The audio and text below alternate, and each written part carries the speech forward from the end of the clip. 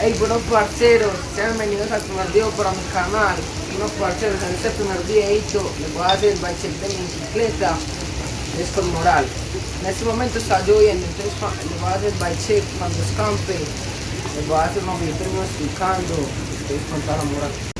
Hey, buenos parceros, entonces empezando por este lado acá, tenemos unas manoplas gorila, un freno sencillo, un manubrio tipo ESIA, este es como una réplica, una espiga Elite 100, por este lado también unas gorila. Este tenedor es un tenedor de rosca, no es el original de la cicla porque ya no se consigue. Unas llantas Kenda, unos rines GW y unas manzanas Chunfec. Este ya es un marco Cruzeiro RIN 24, unos pedales Pacific, un plato MRX, también unos Pacific. Estas torres parecen como una Shimano vieja guardia, pero la verdad no sé. Por acá la base para el hidráulico, unos PEX Nemesis, y esta manzana no tiene como nombre, entonces no se sabe. Ya por este lado acá que se me había olvidado, un sillín GW, una caña de seguridad y una abrazadera de las melitas.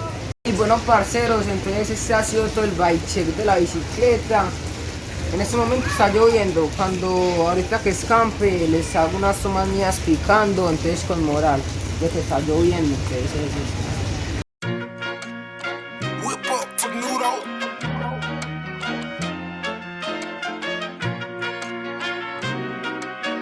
Oh my god, kid season, you're crazy. All of my diamonds to hit, I believe it. If you got money, then give me a feature. Stress on my body, I feel like a cheetah. Shawty, she want me, I don't wanna meet her. I get it back and I'm doing the most. I'm making hits and I feel like the GOAT. Now I got money, I'm making it toast. These bitches on me, they doing the most. I get it back and I'll do it again. Shawty, she on me, she telling her friends. You want a feature, then give me a band. I'm making money, I don't make amends. They keep on telling me I ain't gon' make it in music, but I'm gonna be who I am. I'm finna put on my team and mention these label, they on me cause I'm a demand.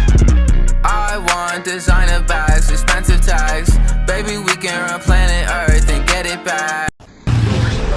En ese momento, Cell sintió el verdadero terror. también le quiero tirar los muertazos.